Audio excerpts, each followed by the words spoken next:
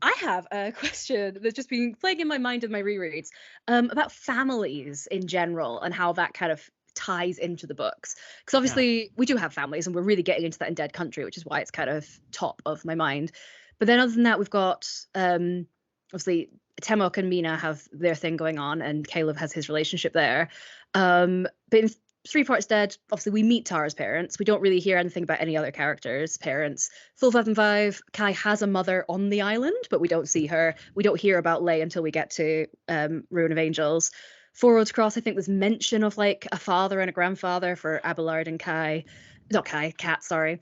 Yeah. I'm just jumping through them all your books. But yeah, it's kind of, they're a very distant thing. And I Yeah. wonder if that was a deliberate choice, like to kind of fit in with like almost like a new adult genre here, or kind of the plot you're going, or if that was, I don't even know, something came up randomly. But I think some of it came up randomly.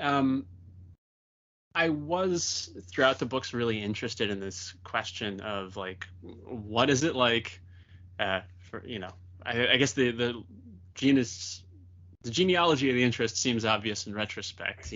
Here you are in your, early 20s, having emerged from various educational institutions, yeah, very centers much. of training, trying to figure out like, holy shit, this goes all the way up to the sky. This is very complicated and deeply morally compromised in many ways.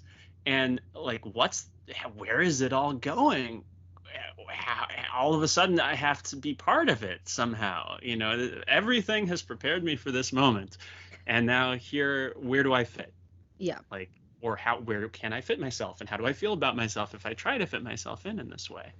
So those were sets of questions that really connected with characters at a point where I think a lot of people are sort of marching off away from their family, whether it's going into the woods to find their fortune or going off to the city or whatever. And I think because I kept being interested in different dimensions of those questions, it pulled many of the characters sort of away from their families, even the ones for whom their families are really sort of psychological live wire.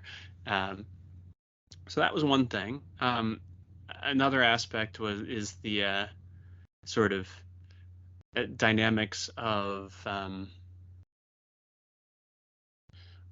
leaving a little bit of space. Like I knew Caleb had this. I knew in Two Serpents Rise that Caleb would have this tight, difficult relationship with his dad, and that ate up a lot of the oxygen in that book for dealing with family affairs, in addition to, scheming mysteries and backgrounds, religious plotting, and like, God Wars stuff and Chinatown and like water rights finagling and Copiel getting to chew on scenery and, As he must. As he must, another character who kind of walked on stage, more or less fully formed, fully formed to the extent that there's, anything going on beyond the skeleton in the room. So as much as I felt like Mina sort of needed to have a place there didn't feel like much.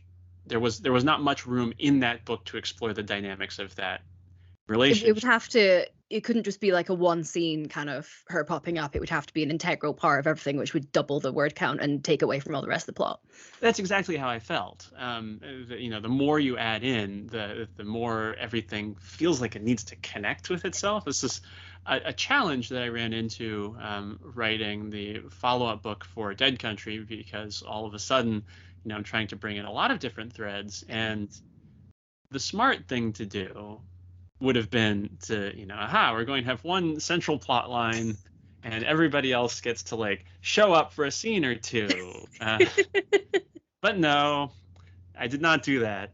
I did something that created more combinatoric problems, at least when it came to word count, than I had initially expected. Well, no, I kind of expected it, but I did it anyway because, take the big swing. I mean, these days trilogies are always in 4s anyway, so maybe that's Yeah, what you need to do. that's right. That's right. That's right. I probably shouldn't be pointing on my shelf to like the Tad Williams books and saying, "Look, Why Tad not? Williams Why did not? it." But Precedence, yeah, precedence. yeah. This is whenever my editor's like, "How long is this book again?" And like, "Oh, really, it's if you think about it, it's quite short for epic fantasy." That's the thing, isn't it? Yeah. I mean, I have to say I was a little surprised with how, I mean, compared to these other ones, the Dead Country was much thinner on the shelf. But then obviously when you're reading it, it's kind of the self-contained story. It makes complete sense. But yeah, be interesting to see if, yeah, with that aperture widening, can't It's a speak. sort of a booster rocket, is the way I think about it. Like I like this is that one. I like that. reaches up into orbit. And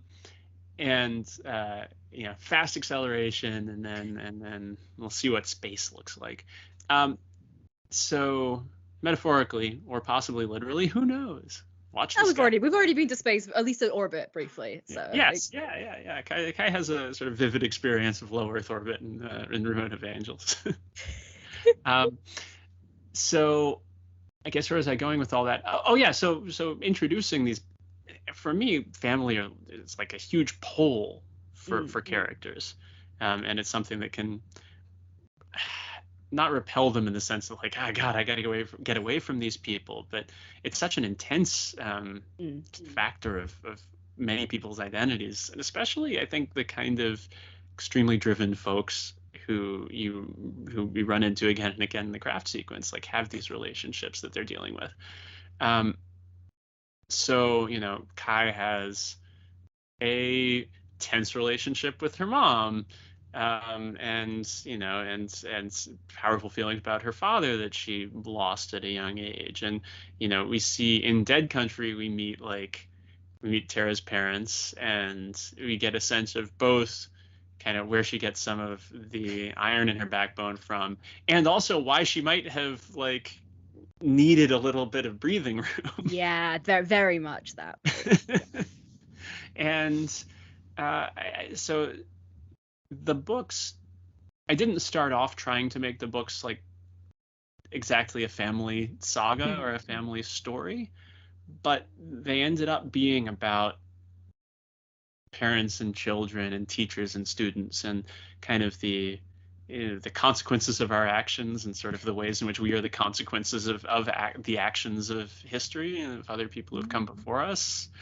To what extent, how are we good? How can we be good descendants, and how can we be good ancestors? Like, these questions feel very alive throughout the sequence. And so you've got not only those tense family ties, but also ties of mentorship, and like when we get to see a little bit of Elaine's perspective in Last First Snow, we sort of understand more where she's coming from when she's mentoring Tara in 3 Parts Dead, and like what she's trying to pass on versus what Tara takes away from that. I don't think you can ever really be you always shape the people that you try to teach, or the people that you raise, but never quite in the way that you want to. And maybe that's for the best, because God, Buddha, or whoever save us from accomplishing exactly what we wish to in the world, meeting the consequences of our actions, straight on. It's also, I guess, that the characters are people. They're not projects, I suppose. So we can view our way, whether it's children, whether it's subordinates or work, whatever it is, as I see myself in you, so here's the mistakes I made, don't make them. But they're not you. And even if they were very, very similar on paper, they live in a different context. Like, it's let's say the Elaine Tara thing it's not the God Wars anymore. And I think that's a really integral thing for the two of them.